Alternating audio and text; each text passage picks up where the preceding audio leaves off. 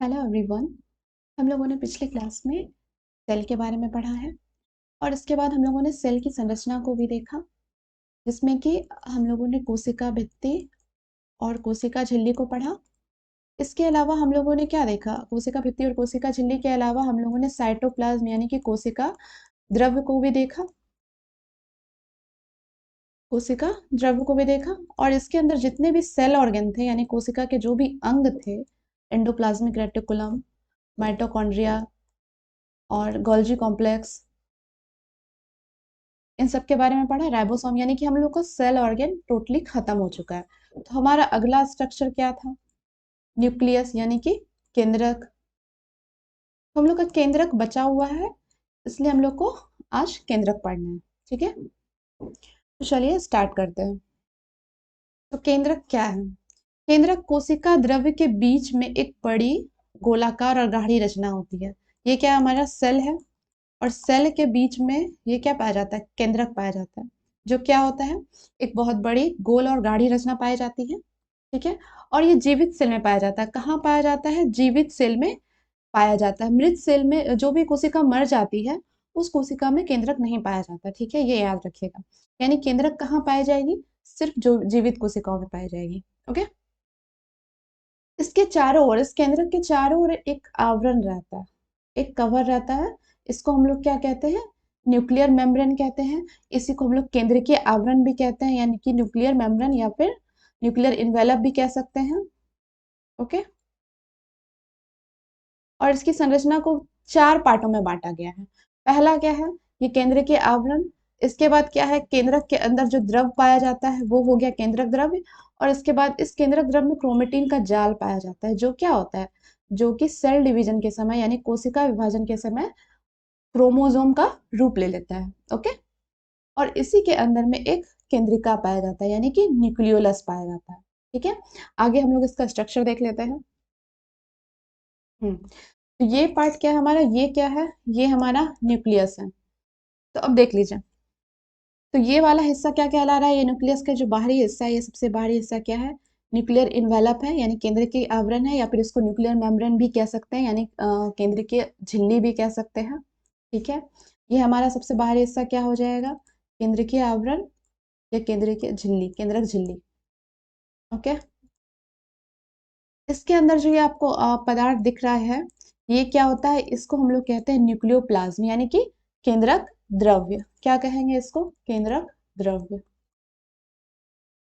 ये केंद्रक द्रव्य कैसा होता है? ये केंद्रक द्रव्य गाढ़ा होता है और अर्ध तरल होता है, यानी सेमी लिक्विड। कहने का मतलब है कि आधा तरल होता है, पूरे तरीके से तरल नहीं होता है। ये क्या होता है? आधा तरल होता है। ओके, इसके अलावा जो इसमें आपको पार्ट दिख रहा है, ये पार्ट क्या है? आपका न्यूक्लियस है। जो बीच वाला ये जो पार्ट दिख रहा है, ये क्या है? आपका न्यूक्लियस, यानी कि केंद्रिका है। और ये जो धागे नुमा रचना आपको दिख रही है, ये जो धागे नुमा रचना है, ये क्या है? क्रोमेटिन है। ओके, ये क्या है? क्रोमेटिन की जाल भी कह सकते हैं, क्रोमेटिन जालिका भी कह सकते हैं। अब इन सब के बारे में पढ़ लेते हैं आगे। हम्म, अच्छा, और ये क्या है? ये एंडोप्लाज्मिक रेटिकुलम। और आप तो जान ही रहोगे ये कौन सा एंडोप्लाज्मिक रेटिकुलम है। तो ये क्या है? रफ एंडोप्लाज्मिक रेटिकुलम है। इसके अलावा ये न्यूक्लियर पोर है, ये न्यूक्लियर छिद्र है, जो कि क्या कहते हैं? मटेरियल को, जो भी पदार्थ है उसको आने जाने में, अंदर से बाहर और बाहर से अंदर जाने में मदद करती है। हम्म, तो तीसरा स्ट्रक्चर हमारा क्या है? क्रोमेटिन का जाल। ये केंद्रक द्रव्य के महीन धागे की जाल जैसी रचना होती है। ओके, और इसमें क्या पाया जाता है? डीएनए पाया जाता है और प्रोटीन। ये बना किसका होता है? डीएनए और प्रोटीन का बना होता है। ठीक है, और डीएनए का काम क्या है? डीएनए का काम है जो आपका जो आनुवंशिक लक्षण जो है, जेनेटिक कैरेक्टर है। मतलब कहने का मतलब जो आपके पेरेंट में है वो कैरेक्टर आप में आता है। कहने का मतलब ये है कि डीएनए जो है एक पीढ़ी से दूसरी पीढ़ी तक जाता है, और आपका जो कैरेक्टर होता है, जेनेटिक कैरेक्टर, उसको वो लेके जाता है। अगर देखा जाए तो जैसे कि आपके दादाजी में जो कैरेक्टर होगा वो आपके पापा में आया होगा, फिर आपके पापा का जो कैरेक्टर होगा वो आप में आया होगा। तो यही होता है। तो मतलब कि जो आप में आप कैरेक्टर होगा वो आपके आने वाले बच्चों में होगा। तो एक तरह से डीएनए क्या करता है? वो जेनेटिक कैरेक्टर को एक दूसरे से दूसरी पीढ़ी में, मतलब एक पीढ़ी से दूसरी पीढ़ी में ले जाता है। ठीक है, अब कोशिका विभाजन के समय क्रोमेटिन जालिका क्या होती है, वो जो क्रोमेटिड होता है वो क्या होता है, अलग हो जाता है और वो छोटा मोटा एक छड़ जैसा रचना बनाता है, और इसी रचना को क्या कहते हैं हम लोग, क्रोमोजोम कहते हैं, गुणसूत्र या क्रोमोजोम कहते हैं। अगला पार्ट क्या है, केंद्रिका। तो केंद्रक के अंदर केंद्रक द्रव में से एक क्या होता है, एक छोटी सी गोलाकार या अंडाकार रचना होती है, इसको हम लोग क्या कहते हैं, न्यूक्लियस कहते हैं। और केंद्रिका में क्या होता है, आरएनए का सिंथेसिस होता है, यानी आरएनए का निर्माण होता है। तो हम लोग देख लेते हैं केंद्रक का कार्य। केंद्रक का कार्य क्या है, तो केंद्रक का पहला कार्य क्या है कि ये कोशिका का क्या करता है, रक्षा करता है। और केंद्रक के बिना कोशिका विभाजन संभव ही नहीं है। और ये कोशिका विभाजन में क्या करता है, हेल्प करता है।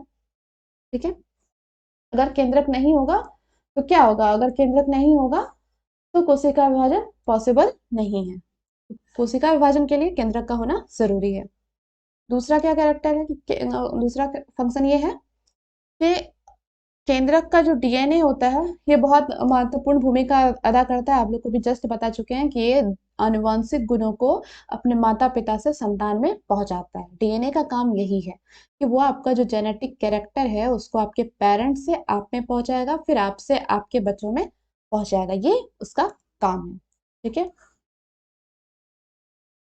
तीसरा हमारा कैरेक्टर है कि ये प्रोटीन सिंथेसिस के लिए आवश्यक कोशिकीय आरएनए उत्पन्न करता है। कहने का मतलब कि प्रोटीन निर्माण में जितना आरएनए का जरूरत होगा उतना ही उत्पन्न करेगा। ठीक है, चौथा कैरेक्टर क्या है कि केंद्रक द्वारा कोशिका द्रव क्रियाओं को नियंत्रित किया जाता है। इसके द्वारा क्या होता है, कोशिका द्रव में जो भी क्रियाएं होती है उसको कंट्रोल करता है। मतलब कहने का मतलब है कि एक तरह से ये सॉरी सेल का ब्रेन है, जो भी वहां पर जो भी क्रिया होगा, जो भी साइटोप्लाज्म में फंक्शन होगा उसको कौन कंट्रोल करता है, केंद्रक कंट्रोल करता है। इसका मतलब इसको ऐसे भी कह सकते हैं ये क्या है, सेल का ब्रेन है। ठीक है, तो हम लोगों का सेल का ये पूरा स्ट्रक्चर कंप्लीट हो गया, लेकिन उसमें एक टर्म आता है गुणसूत्रीय क्रोमोसोम, तो इसके बारे में भी थोड़ी सी जानकारी ले लेते हैं। ठीक है, तो गुणसूत्रीय क्रोमोसोम होता क्या है, एक सामान्य कोशिका के केंद्र में क्रोमोसोम किस तरह से रहता है, एक महीन रहता है और लंबा कुंडलित धागे की तरह रहता है। ओके, और ये कोशिका विभाजन के टाइम में स्पष्ट दिखता है। और सामान्यतः क्रोमोसोम किस तरह का दिखता है, बेलनाकार दिखता है, यानी सिलेंड्रिकल होता है। प्रत्येक क्रोमोसोम का कितना पार्ट होता है, 3 पार्ट होता है। तो पहला सबसे बाहरी आवरण को पेलिकल कहते हैं, और इसी पेलिकल से मैट्रिक्स घिरा हुआ रहता है। और उसके बाद क्या होता है, हमारा क्रोमेटिड्स, मैट्रिक्स के अंदर क्या पाया जाता है, क्रोमेटिड्स पाया जाता है। ठीक है, हमारा कितने पार्ट में क्रोमोसोम बटा हुआ रहता है, 3 पार्ट में, पेलिकल, मैट्रिक्स और क्रोमेटिड्स में। तो पेलिकल क्या है, क्रोमोसोम का सबसे बाहरी भाग होता है। मैट्रिक्स क्या है, ये पेलिकल के द्वारा घिरा हुआ भाग मैट्रिक्स कहलाता है। और इसके बाद क्या है हमारा क्रोमेटिड्स, तो मैट्रिक्स में जो है क्रोमोसोम की पूरी लंबाई तक 2 समानांतर कुंडलित धागे के समान रचना होती है। इसी को हम लोग क्या कहते हैं, क्रोमेटिड्स या फिर अर्ध गुणसूत्र। ठीक है, क्रोमेटिड्स या अर्ध गुणसूत्र कहते हैं। और क्रोमेटिड बना किसका होता है, डीएनए तथा हिस्टोन प्रोटीन का बना होता है। किसका बना होता है, डीएनए तथा हिस्टोन प्रोटीन का। अगला पॉइंट क्या है कि प्रत्येक क्रोमेटिड में 2 या अधिक अत्यंत महीन कुंडलित धागे के समान रचनाएं होती है, जिन्हें क्या कहते हैं हम लोग, क्रोमेनिमाटा कहते हैं। तो हमारा क्रोमेनिमाटा कहाँ पर है, ये जो आपको क्वाइल जैसी जो रचना दिख रही है अंदर में, ये क्या है, ये ये क्या है, हमारा क्रोमेनिमाटा है। क्या है, क्रोमेनिमाटा।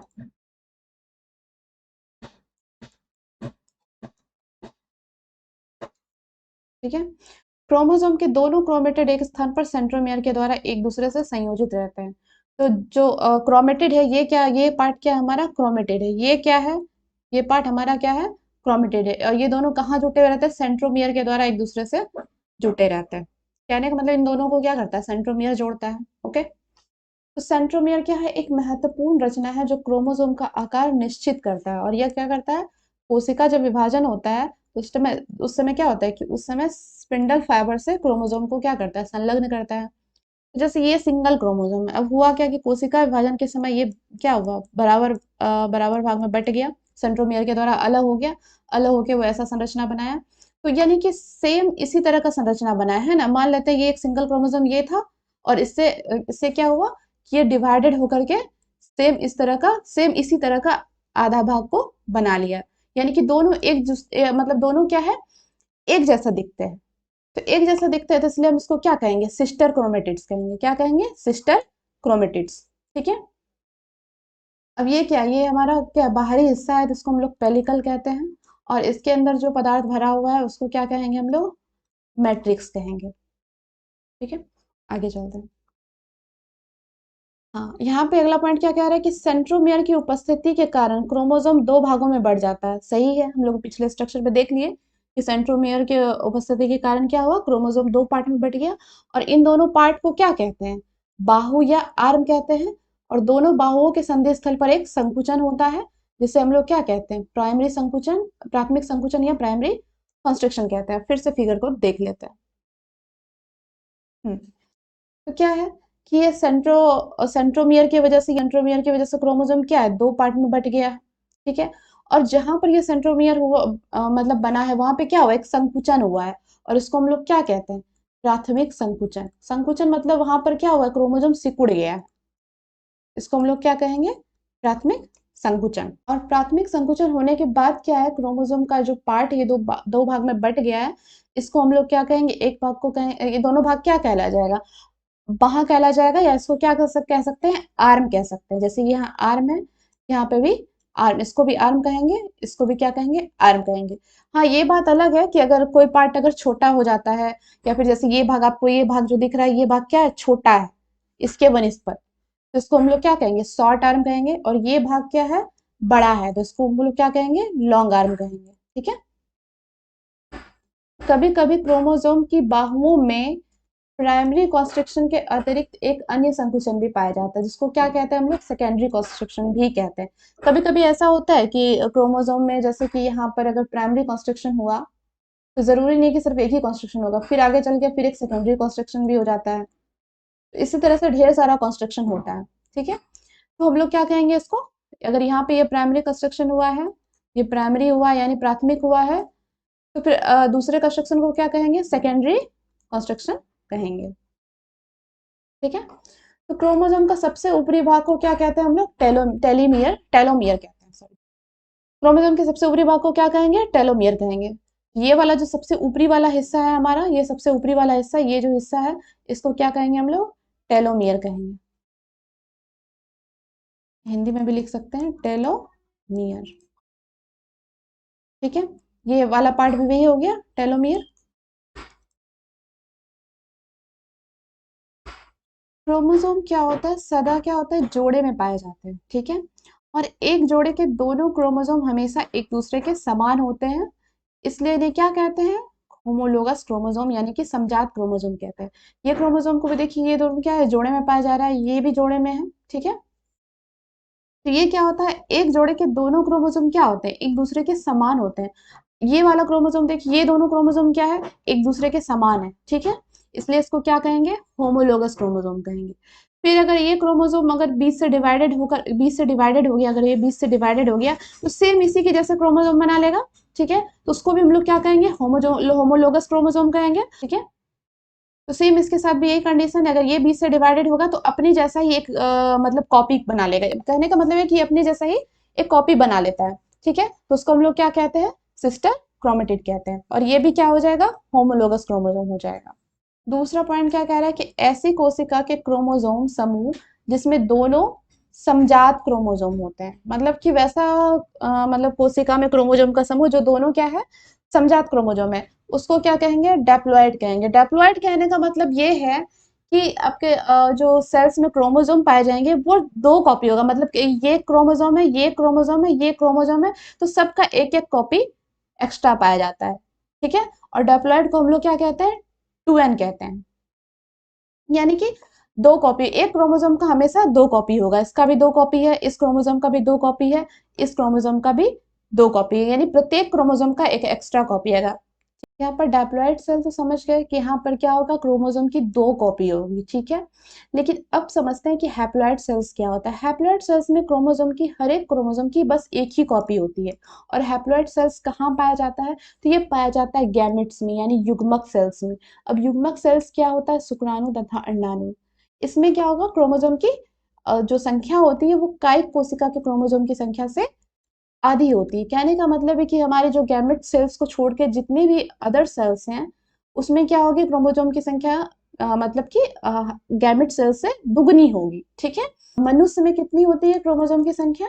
मनुष्य में क्रोमोसोम की संख्या क्या होगी? 46। क्रोमोसोम की संख्या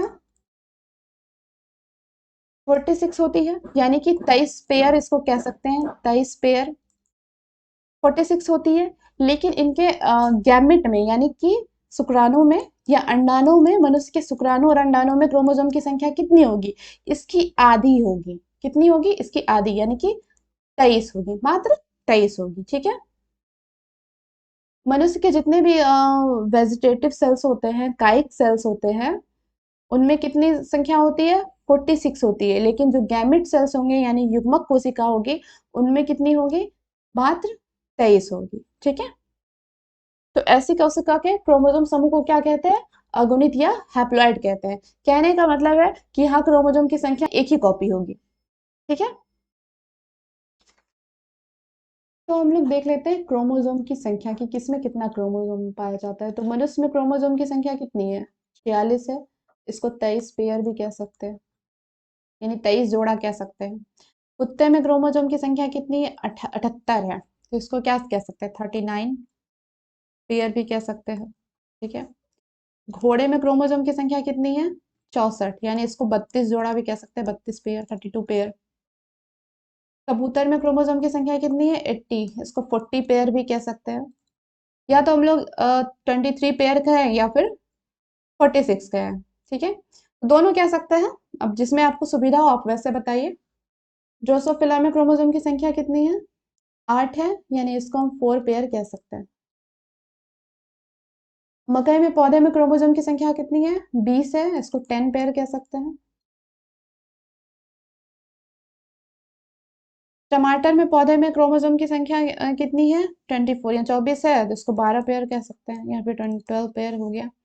आलू के पौधे में क्रोमोसोम की संख्या कितनी है? 48, इसको क्या कर सकते हैं? 24 पेयर कह सकते हैं, ठीक है।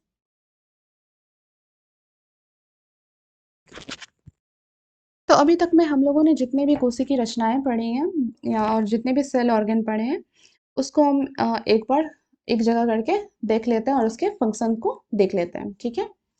हमने कोशिका भित्ति के बारे में पढ़ा, तो कोशिका भित्ति का क्या कार्य है? तो कोशिका को निश्चित आकार देना तथा कोशिका को सुरक्षा और सहारा प्रदान करना है, ठीक है। प्लाज्मा मेम्ब्रेन का क्या काम था? ये कोशिका से दूसरी कोशिका में पदार्थों के अधिगमन पर नियंत्रण करती थी, ठीक है। एंडोप्लाज्मिक रेटिकुलम का क्या काम था? ये कोशिका के भीतर पदार्थों का संचार करती थी, ठीक है, जिससे क्या होता है? आंतरिक कोशिकीय परिवहन कहते हैं, यानी कि कोशिका के भीतर पदार्थों का संचार करना क्या कहलाता है? आंतरिक कोशिकीय परिवहन कहलाता है। माइटोकॉन्ड्रिया का क्या काम था? ये कोशिकीय श्वसन का सक्रिय स्थल है, यानी कि यहाँ पर माइटोकॉन्ड्रिया में ही कोशिकीय श्वसन होता है। कोशिका में जो श्वसन होगा कहाँ पर होगा? माइटोकॉन्ड्रिया में ही होगा। और इसका मेन काम क्या है? ये ऊर्जा का निर्माण करता है। गोल्जी अपरेटस, गोल्जी उपकरण का क्या काम था? ये क्या करता था? एक तो विशिष्ट पदार्थ पदार्थ का या कोई द्रव का स्त्रवण करता था। कोई भी जो भी एंडोप्लाज्मिक रेटिकुलम जो पदार्थ का निर्माण करता था, उसको क्या करता था? संचय करता था, पैक करता था, और क्या करता था? कोशिका के बाहर हो गया या कोशिका के अंदर जहां जरूरत है वहां पे उस चीज को, उस पदार्थ को पहुंचाता था, ठीक है। राइबोसोम का क्या काम था? इसका एक काम था प्रोटीन सिंथेसिस करना। लाइसोसोम का क्या काम था? आत्महत्या की थैली इसको कहते हैं। और इसमें बहुत सारा हाइड्रोलिटिक एंजाइम का भंडार है, जो कि क्या करता है कि अगर कोई सेल क्या टूट फूट जाती है या फिर चोट लग गया किसी तरह से, जैसे आप लोग के शरीर में कहीं पे भी किसी तरह से चोट लग जाता है तो क्या होता है? तो वो कोशिका क्या होती है? निर्जीव हो जाती है। तो उसके बाद वो होता क्यों है? क्योंकि लाइसोसोम क्या करता है? उसको पचा लेता है। अगला क्या है हमारा? सेंट्रोसोम। सेंट्रोसोम क्या करता है? कोशिका विभाजन में मदद करता है। हरित लवक यानी क्लोरोप्लास्ट, हरित लवक का क्या काम है? क्लोरोप्लास्ट का क्या काम है? ये फोटोसिंथेसिस की क्रिया करता है, ठीक है। अवर्णी लवक, अवर्णी लवक क्या था? ल्यूकोप्लास्ट। ल्यूकोप्लास्ट कहाँ रहता है? पेड़ के जड़ में या फिर भूमिगत तना में, यानी जो कि मिट्टी के अंदर है, जहां पे सूर्य का प्रकाश नहीं पहुंच पाता, वहां पे क्या होता है? वहां के सेल्स में क्या होता है? अवर्णी लवक पाया जाता है, यानी ल्यूकोप्लास्ट पाया जाता है। तो इसका मेन काम क्या था? खाद्य संग्रह में सहायक, यानी भोजन को कलेक्ट करके रखता है। 11 क्या, अगला पॉइंट क्या है हमारा? वर्णी लवक। वर्णिलवक यानी कि क्रोमोप्लास्ट, क्रोमो मतलब होता है रंग यानी कि कलर, तो कलर यानी कि कहने का मतलब है कि वर्णिलवक जो है यानी कि क्रोमोप्लास्ट क्या करता है, रंग देता है, फूल पत्ती बीज जितने भी वो सबको क्या करता है, आकर्षक रंग प्रदान करता है। न्यूक्लियस कोशिका के उपापचयी कार्यों का नियंत्रण एवं कोशिका विभाजन में सहायक होता है। अगर केंद्रक नहीं है तो कोशिका विभाजन पॉसिबल नहीं है। गुणसूत्र, गुणसूत्र क्या है, ये क्या करता है, जीन वाहक एवं कोशिकीय कार्यों को नियंत्रण करता है। गुणसूत्र क्या है, जीन वाहक है, ठीक है, जीन को कैरी करता है। अब हम लोग देख लेते हैं कि पादप कोशिका और जंतु कोशिका में अंतर क्या क्या है, ठीक है।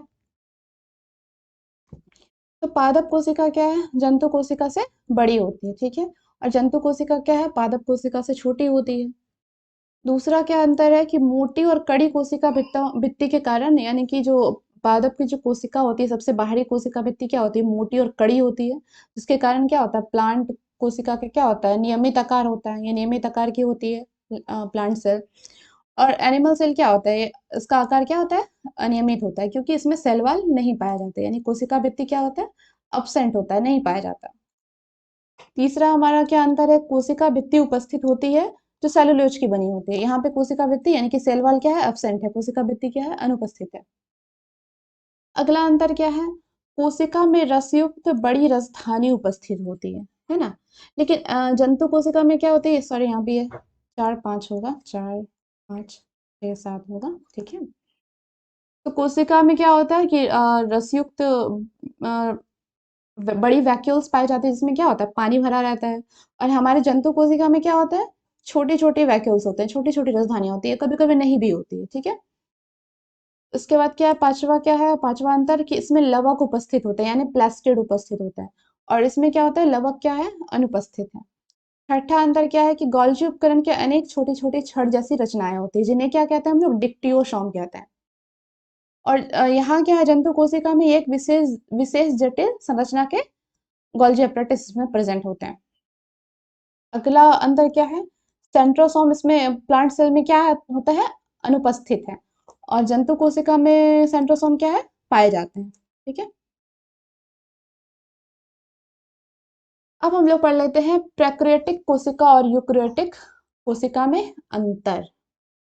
हम लोग को प्राकृतिक कोशिका और यूकैरियोटिक कोशिका पढ़ना बाकी था। तो प्रोकैरियोटिक में जैसे पहले भी आपको 3 4 बार बता चुके हैं कि प्रोकैरियोटिक कोशिका कहने का मतलब है कि प्रिमिटिव कोशिका यानी बहुत पुरानी कोशिका, और यूकैरियोटिक कोशिका कहने का मतलब है कि विकसित कोशिका यानी डेवलप्ड है, पूरी तरीके से डेवलप्ड है, ठीक है।